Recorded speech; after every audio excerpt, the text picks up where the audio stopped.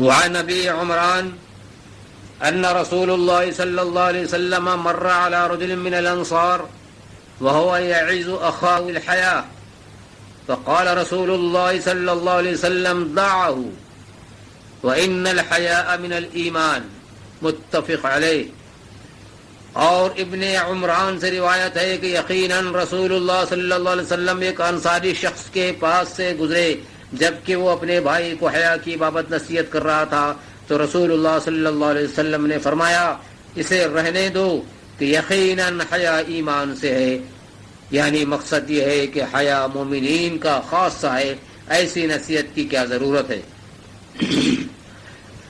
نبی مکرم صلی اللہ علیہ وسلم نے فرمایا اربع من سنن المرسلین التعطر والنکاح والسواک والحیا. یعنی رسولوں کی 4 سنتیں ہیں، عطر لگانا، نکاح کرنا، مسواک کرنا اور حیا کرنا. مزید آپ نے فرمایا الحیاء من الایمان والایمان فی الجنہ والبذاء من الجفاء والجفاء فی النار. حیا ایمان سے ہے اور ایمان جنت میں لے جاتی ہے، اور فحش کلامی جفا ہے یعنی ظلم ہے اور ظلم جہنم میں ہے.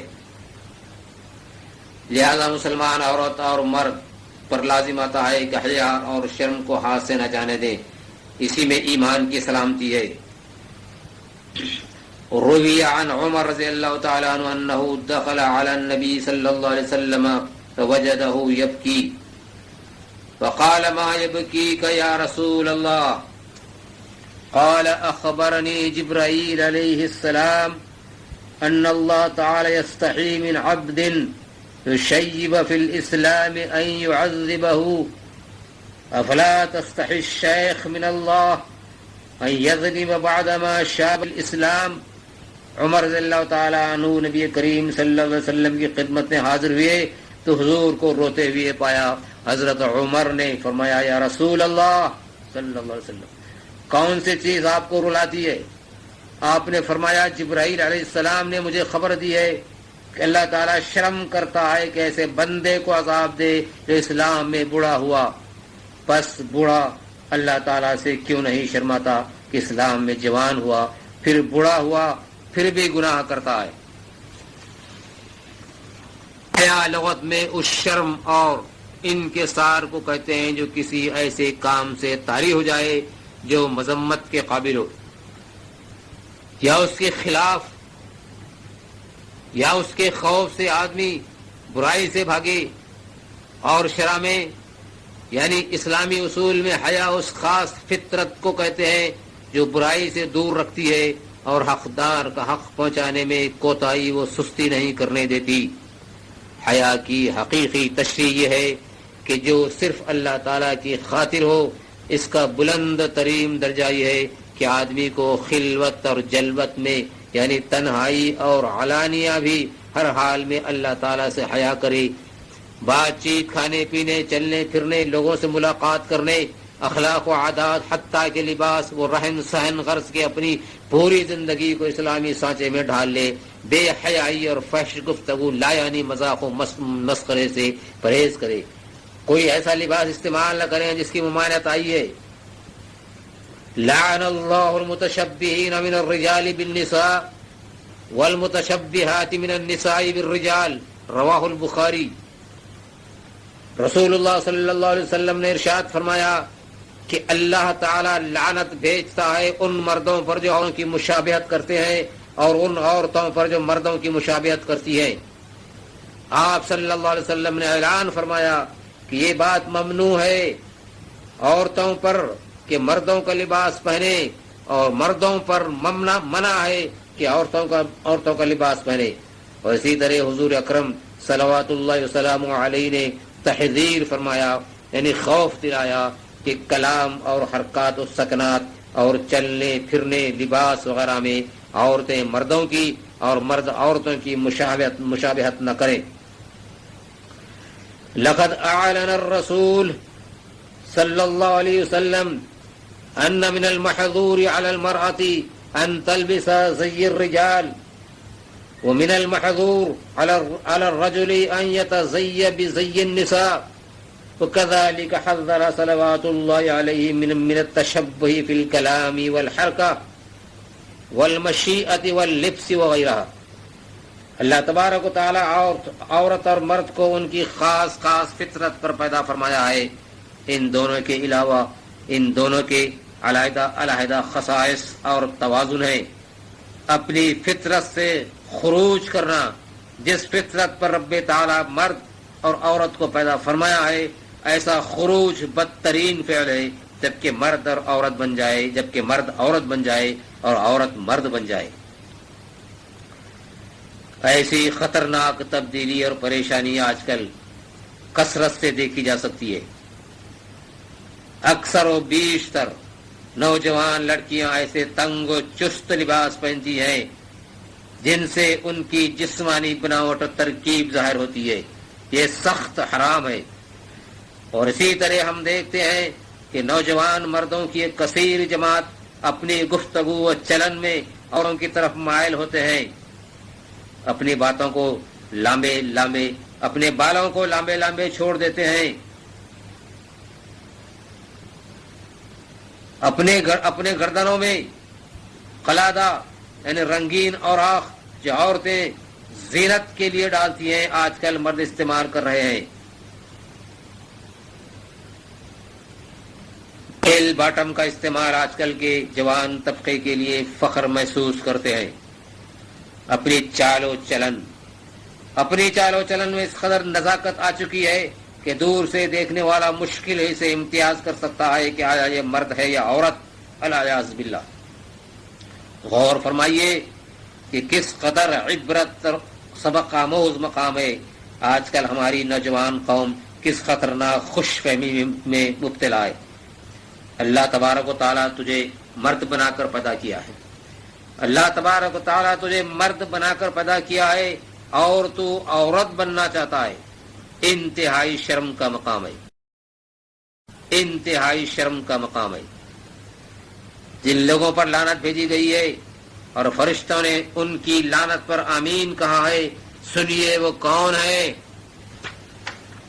وَقَدْ عَدَّ الرَّسُولُ صلی اللہ علیہ وسلم ممن لعنوا فی الدنیا والآخرہ وعملت الملائکہ علی لعنتہم رجلا جعلہ اللہ ذکرا فأنث نفسہ وتشبہ بالنساء وامرأة جعلها الله أنثى فتذكرت وتشبهت بالرجال ومن أجل ذلك نهى الرسول صلى الله عليه وسلم من التختم بالذهب ولباس الحرير والمعصفر من اللباس. تحقیق نبی کریم صلی اللہ علیہ وسلم نے ان لوگوں کو گن کر بتایا جن پر دنیا و آخرت میں لعنت کی گئی ہے اور فرشتوں نے ان کی لعنت پر آمین کہی. وہ شخص جس کو اللہ تعالیٰ نے مرد بنایا، بس اس نے اپنی جان کو مؤنث بنا لیا اور عورتوں کے مشابہ ہو گیا. اسی طرح وہ عورت جس کو اللہ تبارک و تعالیٰ نے مؤنث بنایا لیکن وہ مرد بن گئی اور مردوں کے مشابہ ہو گئی. اسی لیے رسول اکرم صلی اللہ علیہ وسلم نے سونے کی انگوٹھی، ریشمی لباس اور رنگین پیلے کپڑے پہننے سے مردوں کو منع کیا ہے. پیلے کپڑے اکثر کفار کا لباس ہے. اسی طرح آج کل یہ دیکھا جاتا ہے کہ اکثر عورتیں اپنی زینت اور بناؤ سنگار میں بہت زیادہ غلو کرتی ہیں. اپنے جسموں اور ہاتھوں پر پچنے لگاتی ہیں جس کو عربی میں وشم کہتے ہیں. اسی کے ساتھ وشر الاسنان بھی ہے، یعنی اپنے دانتوں میں فصل بنا کر تیز کرواتی ہے. اس فصل کی اسلام میں سخت ممانعت ہے.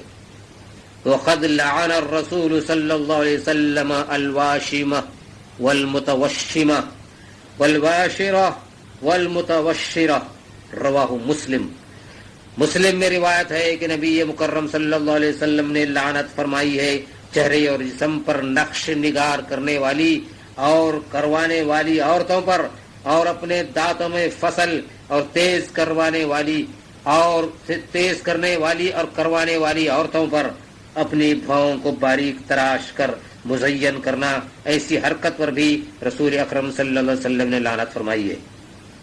ومن الغلو فی الزینۃ التي حرمها الاسلام ترقیق الحواجب يعرف ذلك بالنمس وقد لعن الرسول صلی اللہ علیہ وسلم النامسة والمنمسة رواہ ابو داود۔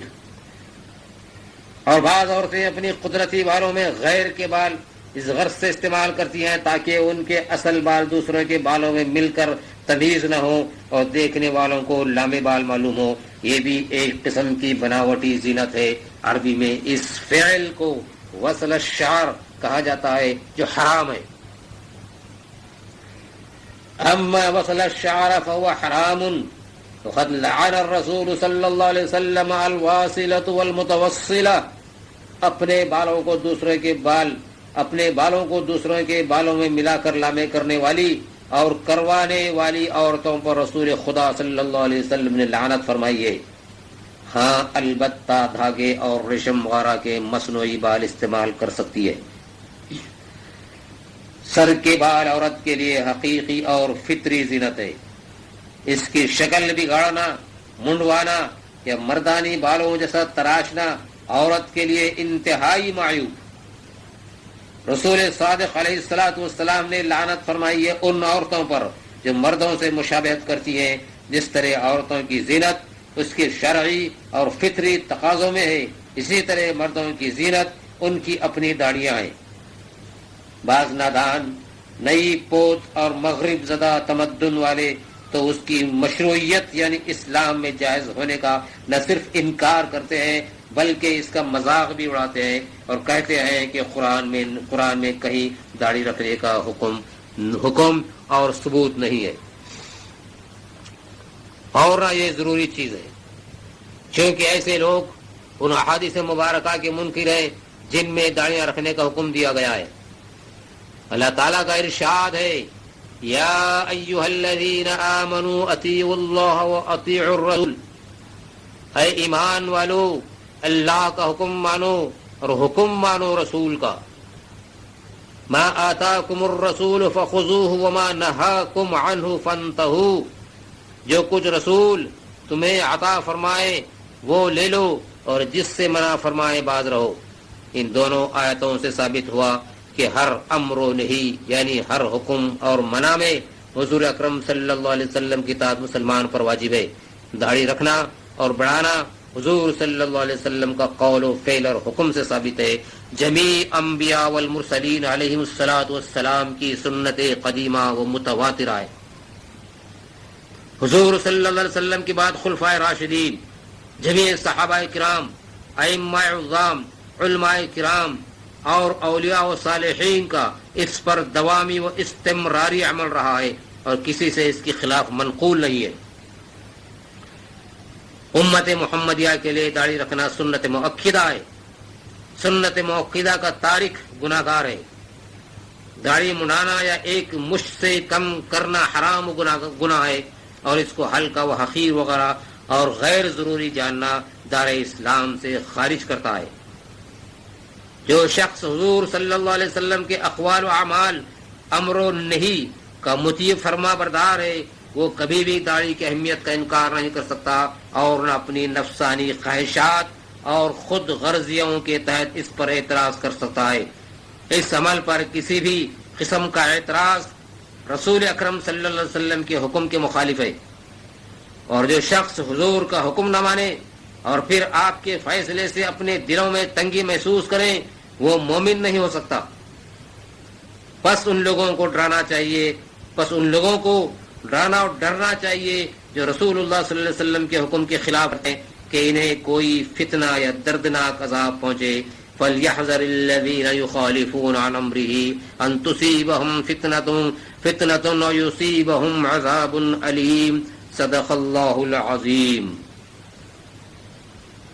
حضرت عبداللہ بن سلام اور ان کے ساتھی جو پہلے یہودی تھے وہ اسلام لانے کے بعد بھی اونٹ کے گوشت سے نفرت کرتے تھے کیونکہ ان کے سابقہ دین میں اونٹ کا گوشت کھانا حرام تھا۔ حضرت عبداللہ بن سلام اور ان کے ساتھی اس خیال سے اس کے ترک سے اسلام کی مخالفت بھی نہیں ہوتی، اور چونکہ اس کا کھانا فرض و واجب اور سنت موقدہ تو ہے ہی نہیں، اور اپنی سابقہ شریعت پر بھی عمل باقی رہے گا، اس خیال سے وہ اونٹ کا گوشت نہیں کھاتے تھے۔ تو اللہ تعالیٰ کو یہ بات ناپسند ہوئی اور آیت یا ایھا الذین آمنوا ادخلوا فی السلم کافہ نازل فرمائی، اے ایمان والو اسلام میں پورے داخل ہو جاؤ۔ یہاں غور کا مقام ہے، ایک جائز اور مباح کام کا چھوڑ دینا اسلام کے نقصان کا موجب ہو سکتا ہے، تو جو کام واجب اور سنت موقدہ ہوا اس کے چھوڑنے اور اس سے بیزاری ظاہر کرنے سے اسلام کی اہمیت اور اس کی شریعت کی افادیت پر کس قدر اثر پڑے گا۔ پھر ایک دفعہ سن لیجئے،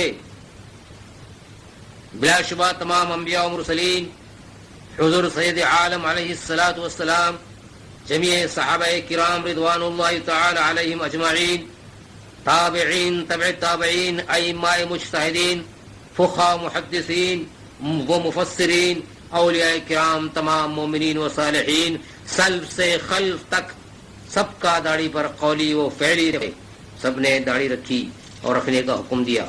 لہذا جو شخص ایسی عظیم الشان سنت کی مخالفت کرے وہ سزاوار غضب الہی ہے۔ ما توفیق الا باللہ۔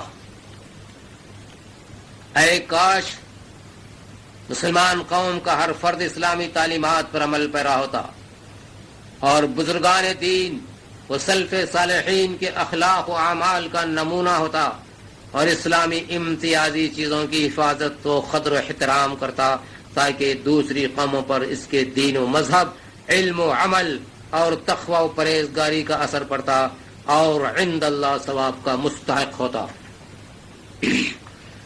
اس پرفتن دور میں جبکہ اطراف و اکناف سے قسم قسم کے فتنے مختلف صورتوں میں اسلام پر حملہ آور ہیں، اور دین اسلام اور شعائر دین اسلام کی تخریب میں رات دن کوشاں ہیں، اور نفوس پر دنیاوی غرضوں، سوسائٹی کی مجبوریوں اور شہوات نفسانی کا اس قدر غلبہ ہو گیا ہے کہ سنت نبوی صلی اللہ علیہ وسلم پر چلنا بہت مشکل، شرم و عار اور دوسروں کی ہنسی و مذاق کا باعث ہوتا جا رہا ہے۔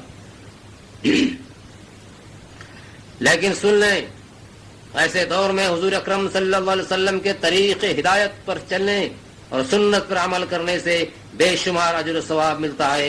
چنانچہ نبی مکرم صلی اللہ علیہ وسلم نے ارشاد فرمایا، من تمسک بسنتی عند فساد امتی فلہ اجر 100 شہید۔ جس نے میری سنت پر مضبوطی سے قائم رہا جبکہ میری امت میں فتنہ و فساد پھیل جائے تو اس کے لیے 100 شہیدوں کا ثواب ہے۔ اسلامی عدالت اور فیصلہ بے داڑھی والے حضرات کی شہادت قابل قبول نہیں، چونکہ اس کا داڑھی منڈانے کا عمل بدعت اور بدعتی کے پیچھے نماز درست نہیں اور بدعتی فاسق ہے۔ اب رہا ہے سوال کہ داڑھی کی مقدار کتنی ہو؟ داڑھی کا ایک مشت ہونا سنت کی آخری حد ہے، اس سے کم کرنا جائز نہیں، اگر اس سے کچھ زیادہ ہو جائے تو جائز بلکہ اولا ہے، اور اس قدر لمبی چوڑی رکھنا کہ بے ڈھب معلوم ہو اور حد شہرت تک پہنچ جائے اور مذاق کا نمونہ بن جائے مکروہ ہے۔ حضرت عبداللہ بن عمر رضی اللہ تعالی عنہما فرماتے ہیں کہ حضور اکرم صلی اللہ علیہ وسلم نے فرمایا، خالف المشرکین وفروا اللحیہ واحفوا الشوارب، بخاری شریف۔ مشرکین کی مخالفت کرو، داڑیاں بڑھاؤ اور مونچھیں کٹواؤ، اللہ تبارک و تعالیٰ اس کے رسول برحق صلی اللہ علیہ وسلم کی سنت پر چلنے کی توفیق عطا فرمائے، آمین ثم آمین۔ ہم مسلمانوں کو چاہیے کہ ہمیشہ اچھی مجالس میں بیٹھیں، نیک اور متقی لوگوں کی صحبت اختیار کریں۔ نیکوں کی صحبت نیک بناتی ہے اور بروں کی صحبت برائی کی طرف لے جاتی ہے۔ یہی وہ صورتحال ہے جو انسان کو یا تو اس کی توقیر و عزت بلند کرتی ہے یا معاشرے میں ذلیل کر کے چھوڑ دیتی ہے۔ شریعت اسلامیہ نے واضح طور پر اچھے دوست اور احباب کو اختیار کرنے کے راستے اور طریقے بتا دیے ہیں، جس کی واضح دلیلیں قرآن کریم اور احادیث نبویہ سے ملتی ہیں۔ رسول اکرم صلی اللہ علیہ وسلم کا ارشاد ہے، صالح اور خراب لوگوں کے پاس بیٹھنے والے کی مثال صاحب مسک اور لوہار کے پتے پھونکنے والے کے مانند ہے۔ جس کے پاس مسک ہو، یا تو وہ اپنے مسک میں سے تجھے تحفہ دے گا، یا تو خود اس میں سے خرید لے گا، یا کم از کم تو اس سے خوشبو پائے گا۔ اور لوہار کی بھٹی میں پھونکنے والا یا تو تیرے کپڑے جلا دے گا، یا تو اس سے بدبو حاصل کرے گا۔ یعنی نیکوکاروں کی صحبت سے کچھ نہ کچھ فائدہ ضرور ملے گا، اور بدوں کی صحبت سے لازمی نقصان اٹھائے گا۔ اسی لیے مسلمان پر ضروری ہے کہ اپنے اچھے جلیس پیدا کرے تاکہ ان کی دنیا و آخرت سنور جائے۔ اگر ایسے ماحول میں رہتا ہو جہاں اس کو اچھے ساتھی نہ مل سکے تو اس کے لیے اس کا مکان ہی امن و سلامتی کی جگہ ہے۔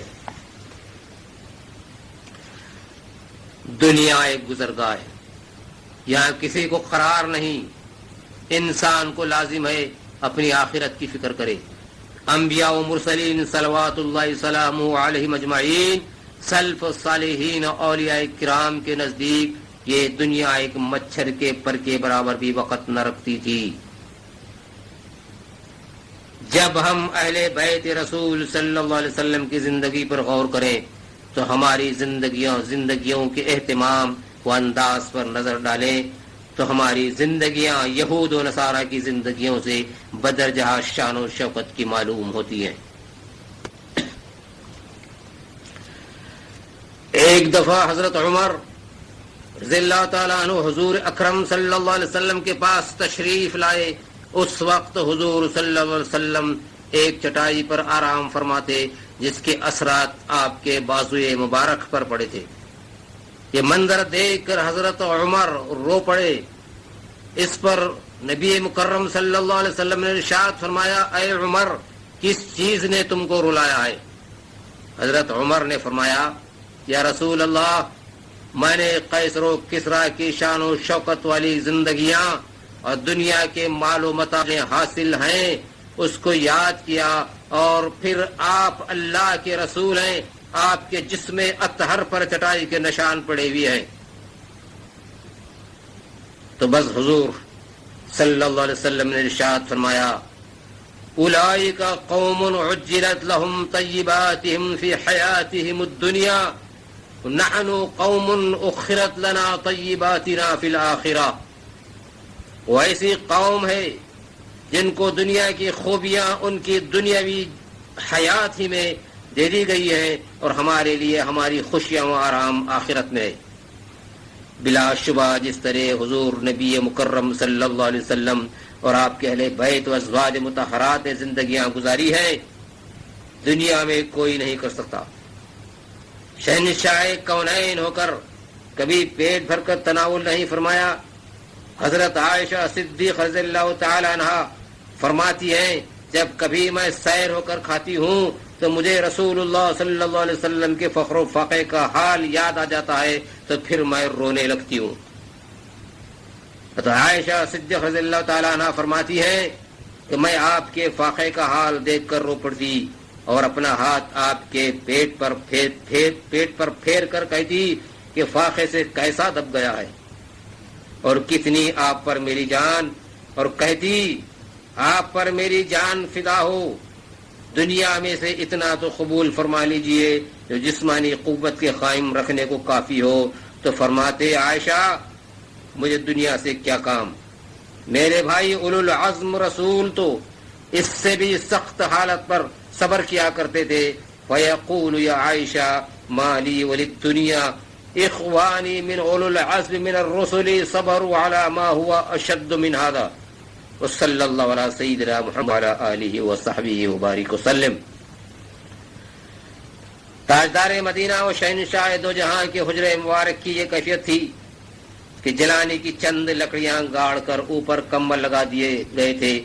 وفات شریف تک یہی خاص دولت سرا رہا۔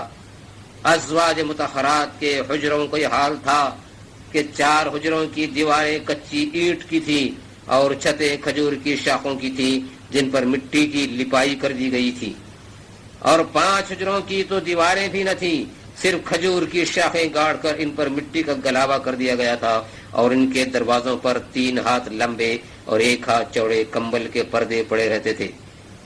یہ خاص حضور صلی اللہ علیہ وسلم کے ازواج مطہرات کے دولت خانے تھے، جن میں انہوں نے عمر بھر گزران کیے۔ جب اللہ کے مقربین کی زندگیاں اور ہماری زندگیوں کو دیکھا جائے تو زمین و آسمان کا فرق معلوم ہوتا ہے اور عقل دنگ ہو جاتی ہے۔ اللہ تبارک و تعالیٰ فرماتا ہے وَمَا الْحَيَاةُ الدُّنْيَا إِلَّا مَتَاعُ الْغُرُورِ، دنیاوی زندگی صرف غرور کا سامان ہے۔ ہماری زندگی کا مقصد معلومتا عیش و آرام اور ایک دوسرے سے سبقت لے جانا ہے۔ رسول کریم صلی اللہ علیہ وسلم کا فرمان ہے کہ آدمی بوڑھا ہو جاتا ہے لیکن اس کی 2 چیزیں جوان رہتی ہیں۔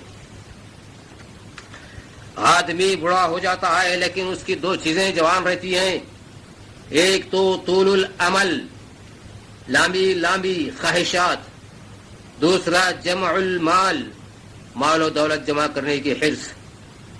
سرور کائنات صلی اللہ علیہ وسلم نے فرمایا یا علی 4 خصال من الشقاء، جمود العین وقساوة القلب، حب الدنیا وبعد العمل۔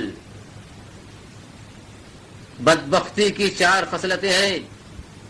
وہ شخص جس کے آنسو سوکھ چکے ہوں، جس کا دل سخت ہو گیا ہو، دنیا کی محبت اور خیر سے دوری۔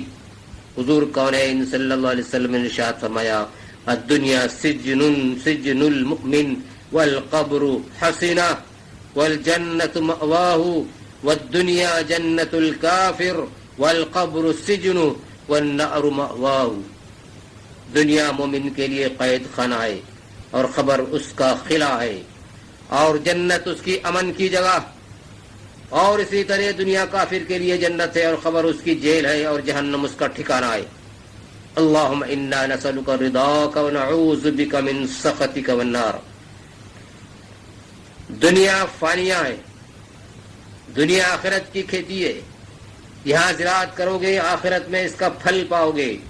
بے شک دنیا کی زندگی سوائے کھیل کود کے اور کچھ نہیں، جس میں وقت ضائع کرنے کے سوا کچھ حاصل نہیں۔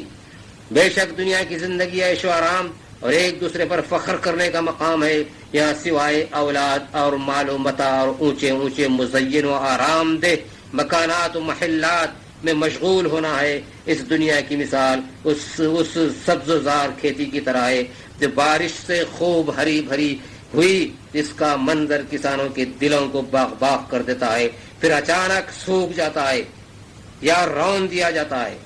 بے شک دنیا کی زندگی سوائے دھوکے کے اور کچھ نہیں۔ موت انسان کے بالکل قریب ہے، کب آتی ہے، کہاں آتی ہے اور کیسی آتی ہے، سوائے رب تعالیٰ کے کوئی نہیں جانتا۔ بخاری اور مسلم میں حضرت ابو ہریرہ رضی اللہ تعالیٰ عنہ سے روایت ہے کہ نبی کریم صلی اللہ علیہ وسلم نے فرمایا تعلمون ما اعلم لبقیتم کثیرا ولضحکتم قلیلا، اگر تم جانو جو میں جانتا ہوں تو ضرور تم زیادہ روتے اور ضرور بہت کم ہنستے۔ یعنی موت کی سختیاں، خبر کے دردناک عذاب اور قیامت کی وحشتناک مصیبتیں اور جہنم کی اندوہناک آفتیں اگر تم کمال یقین سے جانو جیسا کہ میں جانتا ہوں تو دنیا کی ساری خوشیاں بھول جاؤ گے اور تمہاری زندگیوں کے ہر لمحے پر غم غالب آ جائے گا۔ غفلت کا سبب ہے جو چین سے رہتے ہو۔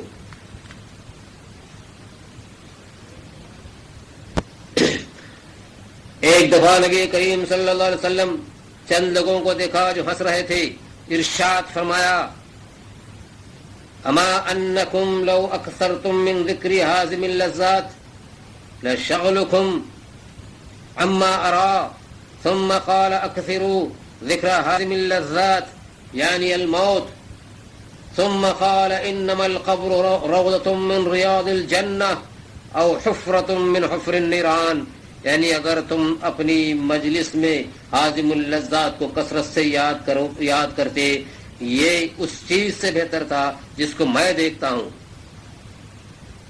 پھر ارشاد فرمایا حازم اللذات یعنی موت کو خوب یاد کیا کرو. پھر آپ نے فرمایا بے شک خبر جنت کے باغوں میں سے ایک باغ ہے یا دوزخ کے گڑھوں میں سے ایک گڑھا ہے. الیاذ باللہ من حفر النیران. رسول اللہ صلی اللہ علیہ وسلم نے بسم اللہ الرحمن الرحیم. رسول اللہ صلی اللہ علیہ وسلم نے ایک شخص کو وصیت فرمائی کہ موت کو بکثرت یاد کرو تو دوسری چیزوں کو بھول جاؤ گے، اور جب کبھی لوگوں کو غفلت میں دیکھتے تو دروازہ پکڑ کر 3 مرتبہ فرماتے یا اہل الاسلام اتتکم المیتہ،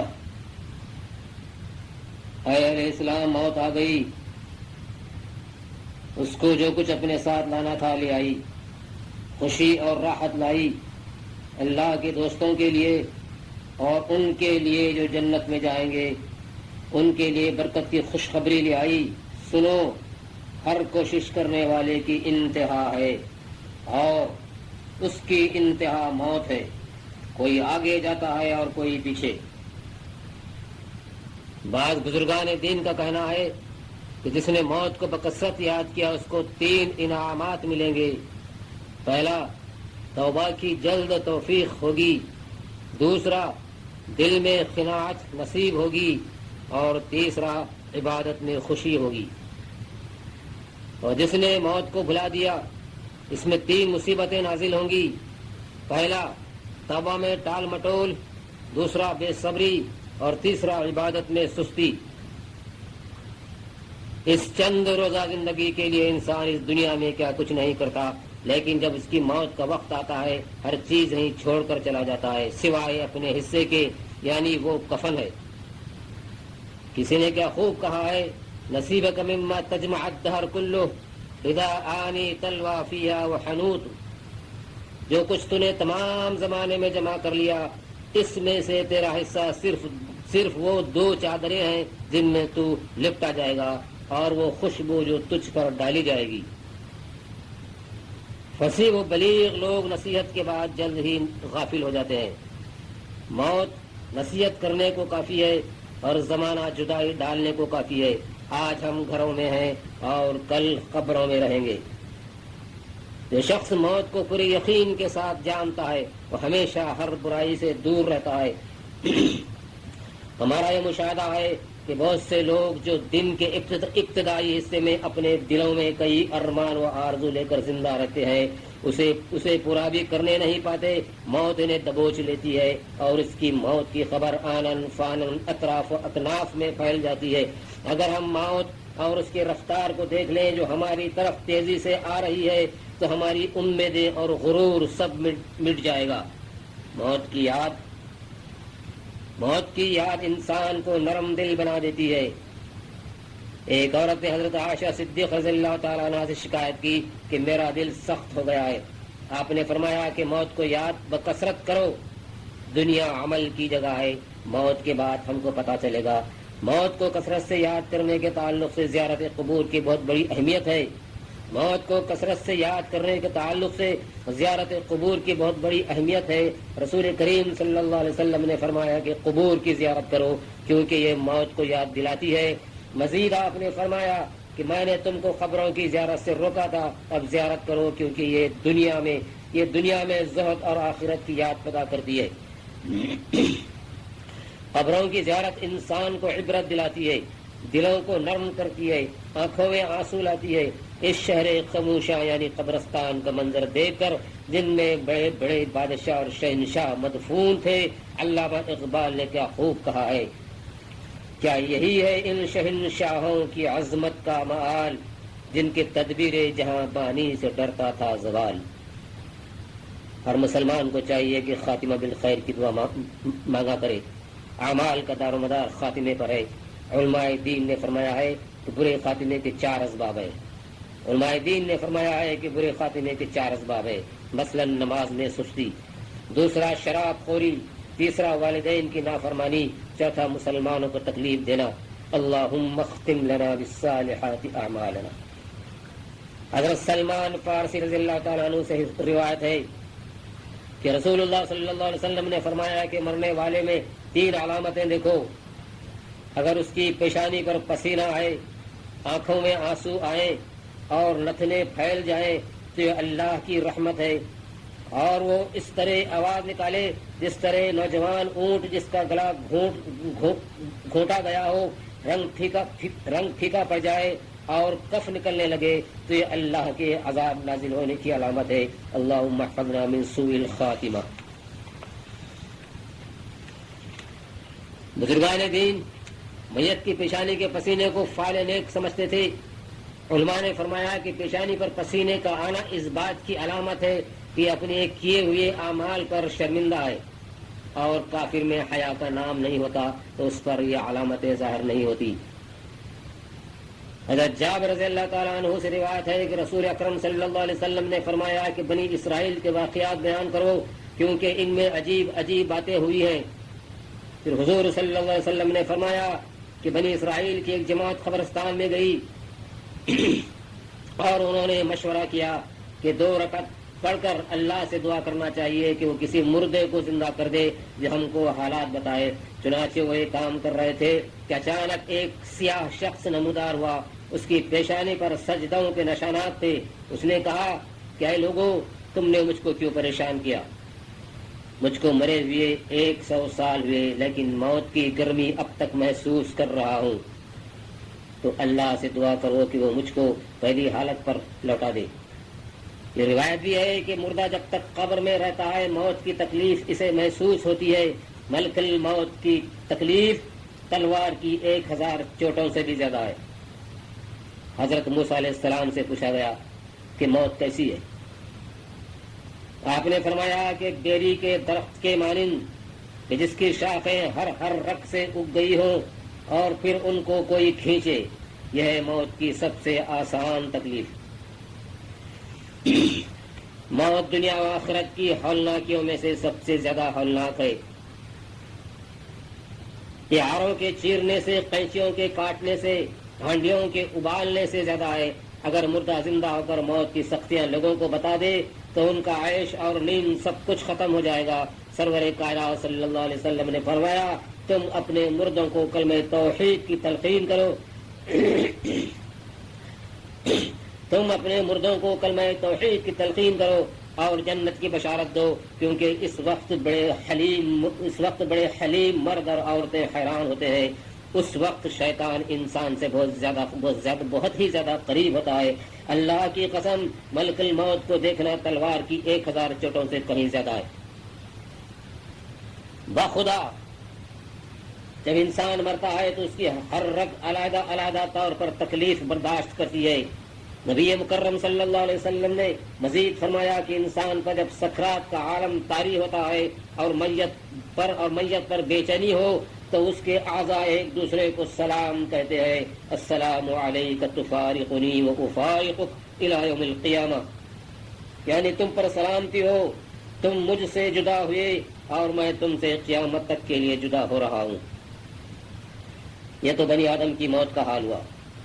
لیکن جب سب سے آخر میں ملک الموت کو موت آئے گی، جب ملک الموت کو موت آئے گی ان سے کہا جائے گا مر جا، تو اس وقت وہ ایسی چیخ ماریں گے کہ جس کو اگر زمین و آسمان والے سن لیں گے تو گھبراہٹ سے ان کا دم نکل جائے گا. ملک الموت پر موت کی سختی تمام مخلوق کی موت کی مجموعی سختی سے زیادہ ہوگی. قرطبی نے کہا کہ موت کی سختی کے 2 فائدے ہیں. ایک تو فضائل و کمالات کی تکمیل اور درجات کی بلندی. یہ کوئی عذاب اور نقص نہیں بلکہ حدیث شریف میں آتا ہے کہ سب سے زیادہ آزمائش انبیاء علیہ السلام کی ہوئی ہے، پھر ان کے بعد جو ابرار ہوئے، پھر ان کے بعد جو ہوئے الی آخرہ. دوسرا فائدہ یہ ہے کہ موت کی تکلیف کا اندازہ لگایا جا سکے. جب یہ بات معلوم ہو گئی کہ اللہ تعالیٰ کے مخلص بندے انبیاء کرام اور اولیاء اعظام دنیا سے رخصت ہوئے تو ان پر سخت ترین تکالیف آئی، تو امت کے گناہ گاروں کے لیے یہ چیز باعث تسلی ہو گئی، شہید پر یہ تکالیف نازل نہ ہوں گی. علماء کی ایک جماعت نے بیان کیا کہ مسواک کا استعمال وقت نزا آسانی پیدا کرتا ہے، جس پر عائشہ صدیقہ رضی اللہ تعالی عنہا کی صحیح حدیث سے ثبوت پیش کیا گیا ہے کہ وقت وفات حضور اکرم صلی اللہ علیہ وسلم نے مسواک کی تھی، اللہم ارزقنا شہادۃ فی سبیلک واجعل موتنا ببلد رسولک واحشرنا فی زمرۃ عبادک الصالحین آمین یا رب العالمین۔ یہ تو موت اور اس کی سختیوں کے مختصر حالات ہوئے، اسی کے ساتھ ساتھ عالم قبر کے کچھ احوال و شرائط سنیے۔ بخاری میں حضرت انس رضی اللہ تعالی عنہ سے روایت ہے کہ حضور اکرم صلی اللہ علیہ وسلم نے فرمایا، لولا ان لا تدافنوا لدعوت اللہ ان یسمعکم من عذاب القبر، یعنی اگر مجھ کو اس بات کا خوف نہ ہوتا کہ تم عذاب قبر سن کر مردوں کا دفن کرنا چھوڑ دو گے تو اللہ سے دعا کرتا کہ تم کو عذاب قبر سنا دے۔ معلوم ہوا کہ اگر تم قبر کا عذاب سن لو تو اتنے بدحواس ہو جاؤ گے کہ اپنے مردوں کو دفن کرنا بھول جاؤ گے۔ یعنی مردہ قبر میں عذاب کے وقت چلاتا ہے، آدمی اور جن کو اس کا چلانا اس لیے نہیں سنایا جاتا کہ ان کی زندگی دشوار نہ ہو جائے۔ مسلم نے ابو سعید رضی اللہ تعالیٰ عنہ سے روایت کی ہے کہ نبی مکرم صلی اللہ علیہ وسلم نے فرمایا کہ تم اپنے مردوں کو لا الہ الا اللہ کی تلقین کرو، جب مرنے والے پر سختی ہو جائے تو اس کو زبردستی کلمہ نہ پڑھاؤ بلکہ اس کو تلقین کرو، کیونکہ اس کلمے پر کسی منافق کا خاتمہ نہیں ہوتا۔ ابن عساکر نے عبد الرحمن محاربی سے روایت کی، ایک شخص کی وفات کا وقت قریب آ گیا تو اس سے کلمہ طیبہ پڑھنے کی تلقین کی گئی۔ اس نے جواب دیا کہ میں اس کے پڑھنے پر قادر نہیں ہوں، کیونکہ میں ایسے لوگوں کے ساتھ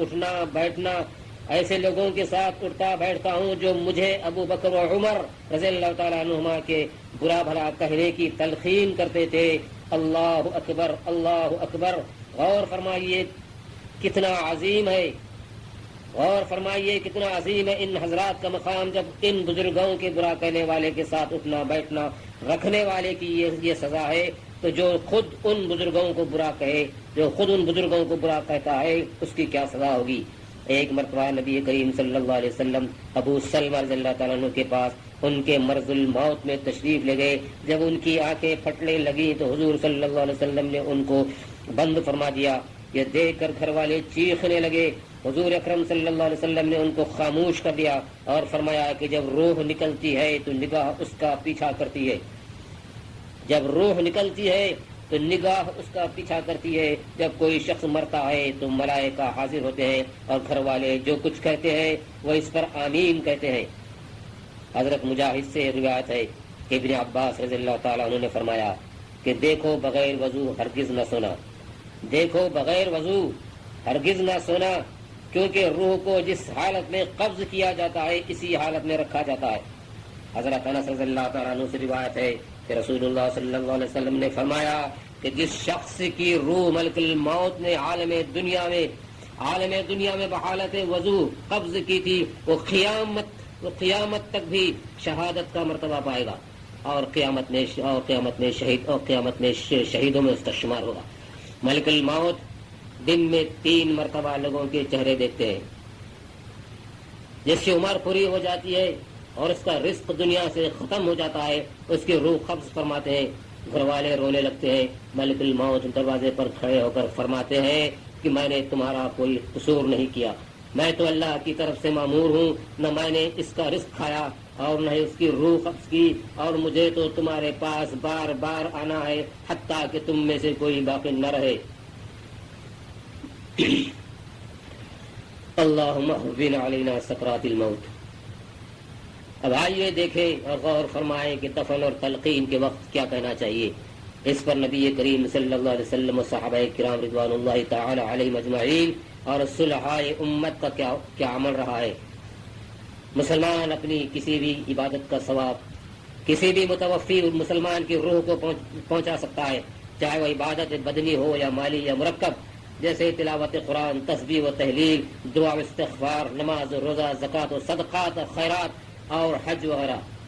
معتزلہ کا مذہب ہے کہ نہ تو ثواب پہنچتا ہے اور نہ تو مردوں کو کوئی نفع پہنچتا ہے۔ جمہور اہل سنت والجماعت کا مذہب یہ ہے کہ ثواب پہنچتا ہے اور اس سے اموات کو نفع ملتا ہے۔ اگرچہ معتزلہ تو اب نہیں رہے، لیکن بدقسمتی سے مسلمانوں میں پھر ایسے چند افراد پیدا ہو گئے ہیں جنہوں نے معتزلہ کی جگہ لے لی ہے اور ایصال ثواب کا انکار کر دیا ہے، حالانکہ وہ قرآن و حدیث پر ایمان و عمل رکھنے کے مدعی ہے۔ رسول اللہ صلی اللہ علیہ وسلم نے فرمایا، كنت نهيتكم عن زيارة القبور فزوروها فإنها تذكركم الآخرة غير أن لا تقولوا هجرا، میں نے تم کو زیارت قبور سے منع کیا تھا، پس قبروں کی زیارت کرو کیونکہ وہ تم کو آخرت یاد دلاتی ہے، وہاں کوئی فحش بات نہ کہنا۔ مزید آپ صلی اللہ علیہ وسلم نے فرمایا، زوروا موتاکم وسلموا علیہم وإن لکم فیہم عبرہ، اپنے مردوں کی زیارت کیا کرو اور ان پر سلام بھیجو، بے شک ان میں تمہارے لیے عبرت ہے۔ حضرت عائشہ صدیق رضی اللہ تعالیٰ عنہ سے روایت ہے کہ رسول کریم صلی اللہ علیہ وسلم نے فرمایا، ما من رجل یزور قبر اخیہ ویجلس عنده الا استأنس به ورد علیہ حتی یقوم، جب کوئی آدمی اپنے بھائی کی قبر کی زیارت کرتا ہے اور اس کے پاس بیٹھتا ہے تو خبر والے کو اس سے سکون ملتا ہے اور سلام کا جواب دیتا ہے یہاں تک کہ وہ کھڑا ہو جائے۔ اسی طرح مومنین کی دعائیں اپنے اموات کے لیے قبول ہوتی ہے۔ رسول اللہ صلی اللہ علیہ وسلم نے فرمایا، مل میت فی قبرہ الا کالغریق المتغوث ينتظر دعوة تلحقه من أبيه أو أخيه أو صديق له وإذا لحقت كان أحب من الدنيا ما فيها وأن هدايا الأحياء للأموات الدعاء والاستغفار، مردوں کی حالت قبر میں ڈوبتے ہوئے فریاد کرنے والے کی طرح ہوتی ہے، اور وہ انتظار کرتا ہے کہ اس کے باپ یا بھائی یا کوئی اس کے دوست کی دعا اس کو پہنچے، بس جب اس کو دعا پہنچتی ہے تو وہ دعا اس کو دنیا مافیا سے زیادہ پیاری ہوتی ہے۔ بے شک زندوں کا تحفہ مردوں کے لیے دعا اور استغفار ہے، بس یہ دعا نورانی طبق اور ریشمی توالوں میں رکھ کر میت پر پیش کی جاتی ہے اور اس سے کہا جاتا ہے کہ یہ فلاں کی طرف سے تحفہ ہے۔ ملاحظہ ہو احیاء العلوم صفحہ 447۔ اسی طرح دفن کے بعد میت کے لیے تلقین اور دعا مستحب ہے۔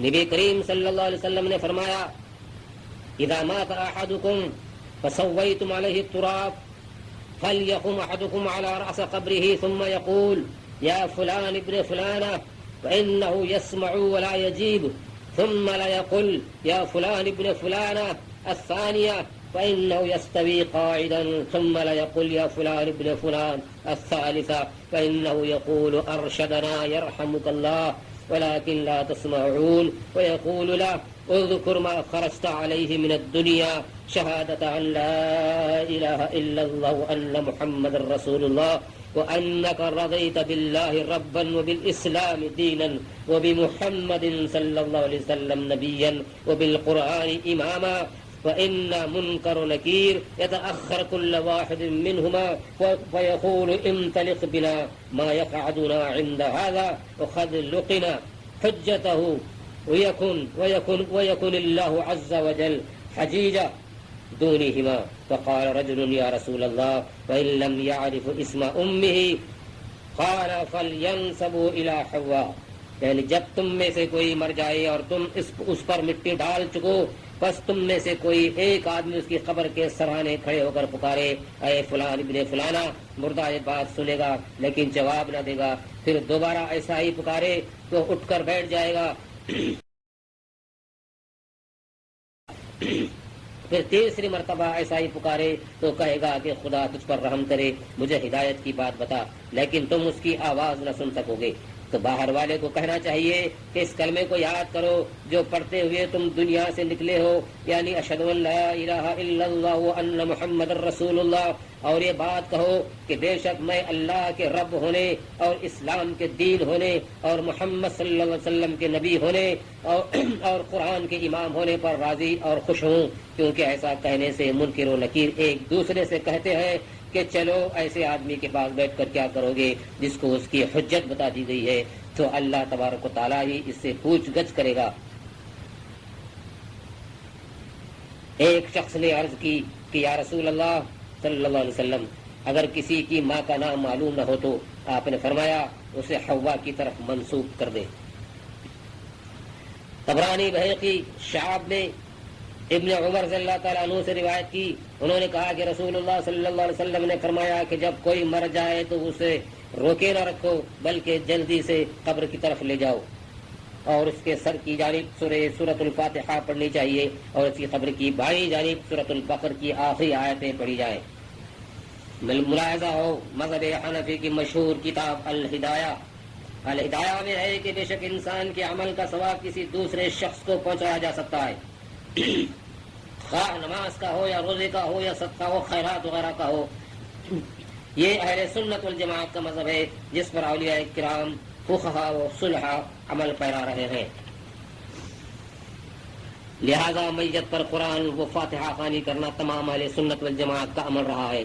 حضرت انس رضی اللہ تعالیٰ عنہ فرماتے ہیں کہ رسول مکرم صلی اللہ علیہ وسلم نے فرمایا جو قبرستان میں داخل ہوا اور سورہ یاسین پڑھے تو اللہ تعالیٰ تمام قبر والوں سے تخفیف عذاب فرماتا ہے اور اس پڑھنے والے کو بقدر ان کی گنتی کے نیکیاں عطا فرماتا ہے۔ اور علامہ قرطبی رحمۃ اللہ علیہ اس حدیث کے بارے میں کہ تم اپنے مردوں پر یاسین پڑھا کرو فرمایا ہے کہ یہ حدیث اس کی بھی محتمل ہے کہ قرات میت کے نزدیک اس حال میں ہو جبکہ وہ مر رہا ہو، اور اس کی بھی محتمل ہے کہ اس کی قبر کے نزدیک ہو۔ من دخل المقابر فقرأ سورة ياسين خفف الله عنهم وكان له بعدد من فيها حسنات۔ وقال القرطبي في حديث اقرأوا على موتاكم ياسين، هذا يحتمل أن تكون هذه القراءة عند الميت في حال موته ويحتمل أن تكون عند قبره۔ ملاحظہ کتاب شرح الصدور۔ حضرت ابو ہریرہ رضی اللہ تعالی عنہ فرماتے ہیں کہ رسول صلی اللہ علیہ وسلم نے فرمایا جو شخص قبرستان جائے پھر ایک مرتبہ سورہ فاتحہ اور قل هو اللہ احد اور الہاکم التکاثر پڑھ کر کہے کہ اے اللہ جو کچھ میں نے تیرے کلام سے پڑھا ہے اس کا ثواب میں نے ان قبر والے مومنین اور مومنات کو بخشا، تو وہ تمام اموات اللہ تعالیٰ کی بارگاہ میں اس کے لیے سفارش کرتے۔ امام نووی رحمۃ اللہ علیہ فرماتے ہیں یستحب للزائر القبور ان یقرأ ما تیسر من القرآن یدعو لهم عقبها، نص علیہ الشافعی واتفق علیہ الاصحاب۔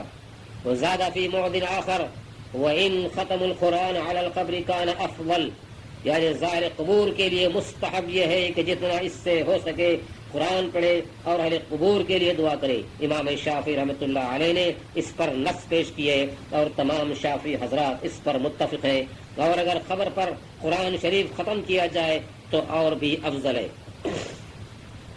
امام ابی حامد محمد بن محمد الغزالی اپنی کتاب احیاء علوم الدین جلد 4 صفحے 448 پر فرماتے ہیں ولا باس بقراءة القرآن على القبور۔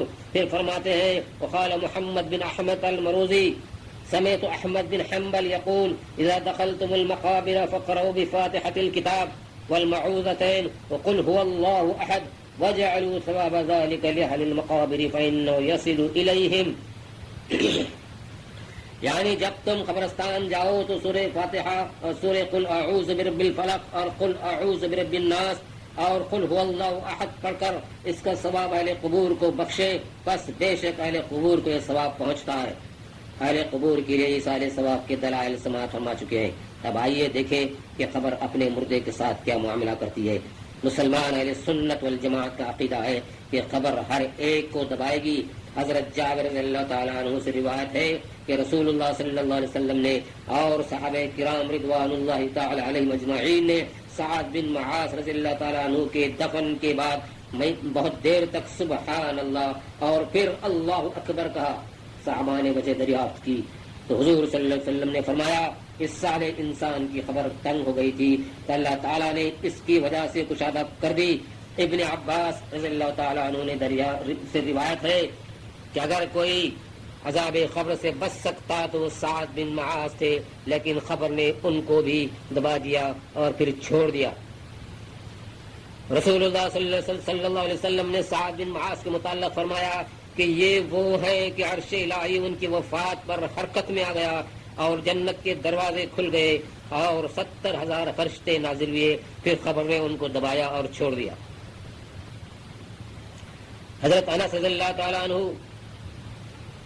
سے روایت ہے کہ توفیت زینب بنت رسول اللہ صلی اللہ علیہ وسلم كانت امرأة مستقامة فاتبعها رسول الله صلى الله عليه وسلم فساءنا حاله فلما انتهينا إلى القبر فدخله انتفع وجهه صفرا فلما خرج أسفر وجهه فقلنا يا رسول الله رأينا منك شأنا فممن ذلك قال ذكرت ضغطة ابنتي وشدة عذاب القبر وأتيته فأخبرت أن الله قد خفف عنها وقد زغطة سمعت صوتها ما بين الخافقين.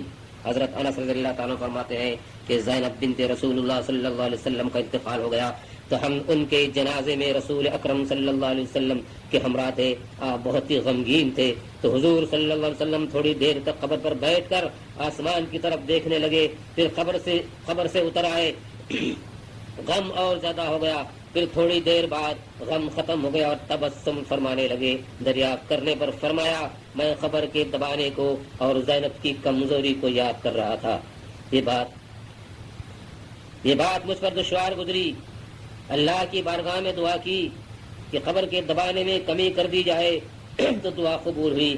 لیکن پھر بھی قبر نے زینب کو اتنا دبایا کہ اس کے دبانے کی آواز کو انس و جن کے علاوہ ہر چیز نے سنا. کتاب المدینہ میں حضرت انس رضی اللہ تعالیٰ عنہ سے روایت ہے کہ رسول اللہ صلی اللہ علیہ وسلم نے فرمایا کہ قبر کے دبانے سے کسی نے نجات نہ پائی مگر فاطمہ بنت اسد نے. عرض کی گئی کہ یا رسول اللہ صلی اللہ علیہ وسلم اور نہ آپ کے بیٹے قاسم نے؟ آپ نے فرمایا ہاں اور نہ ابراہیم نے. یہ حضور کے چھوٹے بیٹے تھے. محدث اعظم حضرت جلال الدین سیوطی رحمۃ اللہ علیہ نے اپنی کتاب شرح الصدور میں سعد بن معاذ کا واقعہ لکھ کر کہا ہے کہ انبیاء علیہ السلام پر قبر کا دبانا نہیں ہوتا. انبیاء علیہ السلام پر قبر کا دبانا نہیں ہوتا. بعض علماء و فقہاء کا قول ہے کہ قبر کے دبانے کی اصل وجہ یہ ہے کہ لوگ اسی سے پیدا ہوئے ہیں اور اب ایک عرصے دراز تک اس سے غائب ہونے کے بعد پھر ملے ہیں تو وہ ان کو بالکل اسی طرح دبائے گی جیسے ماں اپنی مدت کے بچھڑے ہوئے بچے کو دباتی ہے. تو جو اللہ کا فرما بردار ہوتا ہے اس کو بطور محبت دباتی ہے اور جو نافرمان ہوتا ہے اس کو بطور ناراضگی دباتی ہے. واللہ اعلم. اب ملاحظہ فرمائیں کہ میت کو سپرد خاک کرنے کے بعد اس کی خبر اس سے کیا کہتی ہے. حضرت عبداللہ بن عمر رضی اللہ تعالیٰ عنہ سے روایت ہے کہ انسان جب قبر میں رکھا جاتا ہے تو خبر اس سے کہتی ہے کہ کیا تجھے پتا نہ تھا کہ میں تاریکی تنہائی کا گھر ہوں. اے ابن آدم تو میرے ارد گرد چلنے کے باوجود کس چیز پر اتراتا تھا. خبر فاجر و کافر سے کہے گی تو نے میری تاریکی، میری وحشت، تنہائی، تنگی اور غم کو یاد نہ کیا. اے انسان تو نے مجھ کو کیسے بھلا دیا؟ کیا تو میرے بارے میں نہ جانتا تھا کہ میں وحشت، غربت، کیڑوں اور تنگیوں کا گھر ہوں. ہم یہ واقعات مشاہدہ کرتے رہتے ہیں. کتنے ہی انسان تھے جو ہماری نظروں کے سامنے انتقال کر گئے اور کتنوں کو ہم نے ان کی آخری منزل قبروں پر اپنے ہاتھوں سے اتارا اور اتارتے ہوئے دیکھا ہے. آج کتنے ہی ہمارے دوست و احباب، خیش و اقارب و رشتہ دار، بڑے بڑے بادشاہ و حاکم اس دنیا سے کوچ کر گئے. روایت ہے کہ جب مردے کو قبر میں رکھا جاتا ہے اور اس کو عذاب ہوتا ہے تو اس کے پڑوسی مردے اس کو پکار کر کہتے ہیں اے دنیا سے آنے والے، کیا تو نے ہم سے نصیحت حاصل نہ کی؟ کیا تو نے نہ دیکھا کہ ہمارے اعمال کیسے ختم ہو گئے اور تجھے عمل کرنے کی مہلت تھی لیکن تو نے وقت ضائع کیا. اے زمین پر اترا کر چلنے والے، تو نے مرنے والوں سے عبرت حاصل نہ کی؟ کیا تو نے نہ دیکھا کہ کس طرح تیرے رشتہ داروں کو لوگ اٹھا کر خبروں تک لے گئے؟ جب لوگ میت کو دفنا کر واپس ہوتے ہیں تو حدیث شریف میں آتا ہے کہ مردہ ان کے جوتوں کی آوازیں سنتا ہے. وَإِنَّهُ لَيَسْمَعُ خَفَّفَ نِعَالِهِمْ إِذَا وَلَّوْا مُدْبِرِينَ حَتَّى يُقَالُ يَا هَذَا مَنْ رَبُّكَ وَمَا دِينُكَ وَمَا نَبِيُّكَ فَيَقُولُ رَبِّيَ اللَّهُ وَدِينِيَ الْإِسْلَامُ وَنَبِيِّ مُحَمَّدٌ صَلَّى اللَّهُ عَلَيْهِ وسلم فينتهر إنه انتهارا شديدا وهي آخر فرصة تعرض على الميت فإذا قال ذلك نادى مناد أن قد صدقت وهي معنى قوله يثبت الله الذين آمنوا بالقول الثابت. اور وہ مردہ لوگوں کے نعلوں کی آواز سنتا ہے جب وہ واپس ہونے لگتے ہیں. پھر اس سے پوچھا جاتا ہے کہ تیرا رب کون ہے, تیرا دین کیا ہے, اور تیرے نبی کون ہے؟ بس وہ جواب دیتا ہے میرا رب اللہ ہے, میرا دین اسلام ہے, اور میرے نبی محمد صلی اللہ علیہ وسلم ہے. بس وہ مردہ انتہائی خوف و دہشت سے بے انتہا پسینہ پسینہ ہو جاتا ہے. یہ میت کے لیے آخری مہلت ہے جو اس کو دی جاتی ہے. جب وہ مردہ اس کا مناسب جواب دیتا ہے تو یہ کہنے والا کہتا ہے تو نے سچ کہا. اور اللہ تعالیٰ کے قول یثبت اللہ الذین آمنوا بالقول الثابت کہ یہی معنی ہے, یعنی اللہ تعالیٰ مومنین کو قول ثابت لا الہ الا اللہ پر ثابت رکھتا ہے. اللہم ثبتنا بالقول الثابت فی حیات الدنیا وفی قبورنا وفی حشرنا آمین یا رب العالمین. روایت ہے کہ ایک دفعہ بنو معاویہ میں کچھ اختلاف ہو گیا تو حضور کریم صلی اللہ علیہ وسلم ان میں صلح کرانے تشریف لے گئے تو آپ نے ایک قبر کی طرف متوجہ ہو کر لا دریتا فرمایا. لا دریتا فرمایا یعنی تو نہیں جانتا. تو صحابہ کرام رضوان اللہ تعالی علیہ مجمعین نے دریافت کیا کہ یہ معاملہ کیا تھا یا رسول اللہ. تو آپ نے فرمایا کہ اس قبر والے سے میرے بارے میں پوچھا جا رہا تھا.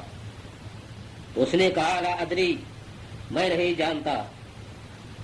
جب مومن کو بتایا جاتا ہے کہ اللہ تعالیٰ نے تیرے لیے بجائے جہنم کے جنت عطا فرمائی ہے تو وہ خوشی کے مارے کہتا ہے کہ مجھے اجازت دو تاکہ میں اپنے گھر والوں کو بتا کر آؤں. لیکن فرشتے اس کو یہیں ٹھہرنے کا حکم دیتے ہیں. حضرت معاذ بن جبل سے روایت ہے کہ رسول اللہ صلی اللہ علیہ وسلم نے فرمایا کہ جس گھر میں قرآن شریف پڑھا جاتا ہے اس پر نور کا ایک خیمہ ہوتا ہے. اس خیمے کے نور کو دیکھ کر فرشتے راہیں معلوم کرتے ہیں, لیکن جب قرآن پڑھنے والا مر جاتا ہے تو وہ نور غائب ہو جاتا ہے اور فرشتے اس کو نہیں دیکھتے. تب ہر آسمان کے فرشتے اس کے لیے دعائیں مغفرت کرتے ہیں اور یہ سلسلہ قیامت تک جاری رہے گا. شقیق بلخی سے روایت ہے کہ وہ فرماتے ہیں ہم نے 5 چیزوں کی تلاش کی تو ان کو 5 چیزوں میں پایا. گناہوں کے چھوڑنے کو نماز چاشت میں, قبروں کی روشنی کو نماز تہجد میں, منکر و نکیر کے جواب کو تلاوت قرآن میں, پل صراط پر سے گزرنے کو روزے اور صدقے میں, اور سائے عرش کو گوشہ نشیلی میں. آخرت کی پہلی منزل قبر ہے. جس نے اس سے نجات پائی تو بعد والی منازل اس کے لیے آسان ہے, اور اگر اسے نجات نہ پائی تو بعد والی منازل اس سے بھی زیادہ کٹھن اور دشوار ہے. اور رسول مقبول صلی اللہ علیہ وسلم نے فرمایا کہ قبر کا منظر ہر منظر سے زیادہ ہولناک ہے.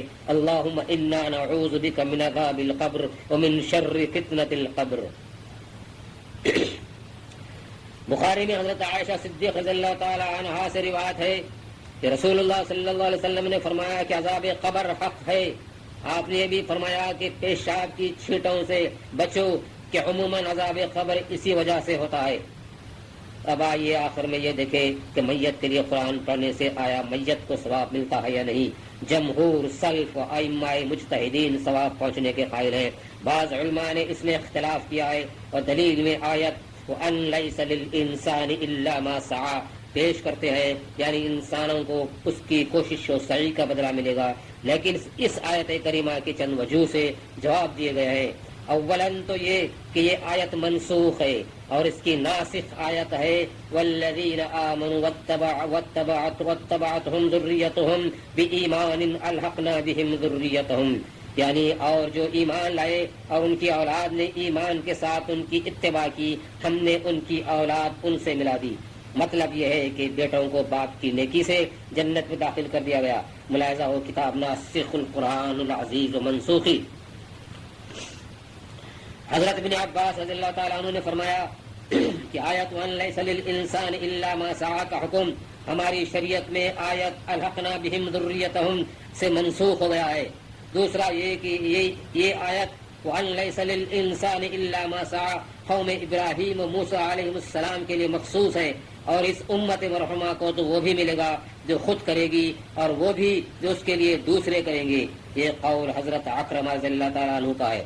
حضرت ربیع بن انس رضی اللہ تعالیٰ عنہ کا قول ہے کہ انسان سے مراد اس آیت کریمہ میں کافر ہے اور مومن اس سے مستثنیٰ ہے۔ تیسرا یہ کہ رب العالمین کا یہ قانون عدل ہے اور دوسروں کے اعمال حسنہ کا فائدہ پہنچنا اس کا فضل ہے۔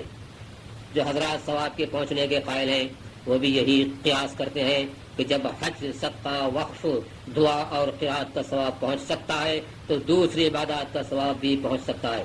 اس تعلق سے جتنی احادیث ہیں اگرچہ وہ ضعیف ہوں، ان کی مجموعی حیثیت سے ایصال ثواب کی اصل و جواز ثابت ہوتا ہے، جبکہ ہم دیکھتے ہیں کہ قدیم سے مسلمان اپنے مردوں کے لیے جمع ہو کر قرآن پڑھتے رہے اور کسی نے انکار نہ کیا۔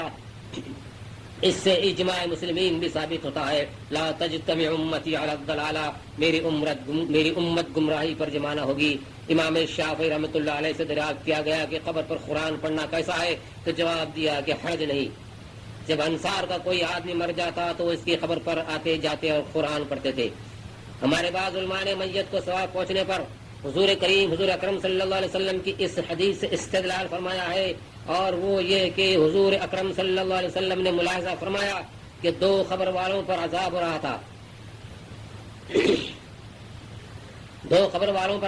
تھا تو آپ نے ایک تر شاخ منگائی اور اس کے 2 ٹکڑے کیے اور ہر ایک قبر پر ایک ٹکڑا لگا دیا اور فرمایا کہ جب تک یہ تر رہیں گی قبر والوں سے عذاب میں تخفیف ہوگی۔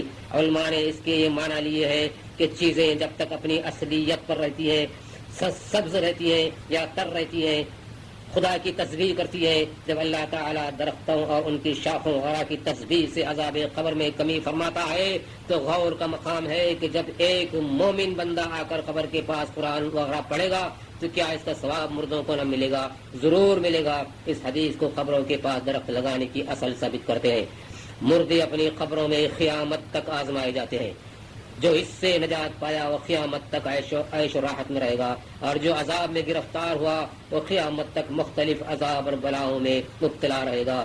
اللہم اشرح صدورنا واجعل آخر کلامنا من الدنیا عند انتہاء آمالنا قول لا الہ الا اللہ محمد رسول اللہ۔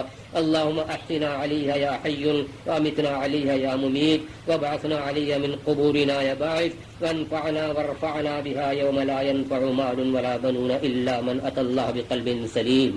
وصلی اللہ تعالی علی سیدنا و نبینا و مولانا محمد وعلى آلہ واصحابہ وبارک وسلم۔ سبحان ربک رب العزة عما یصفون والسلام علی المرسلین والحمد للہ رب العالمین۔ آمین۔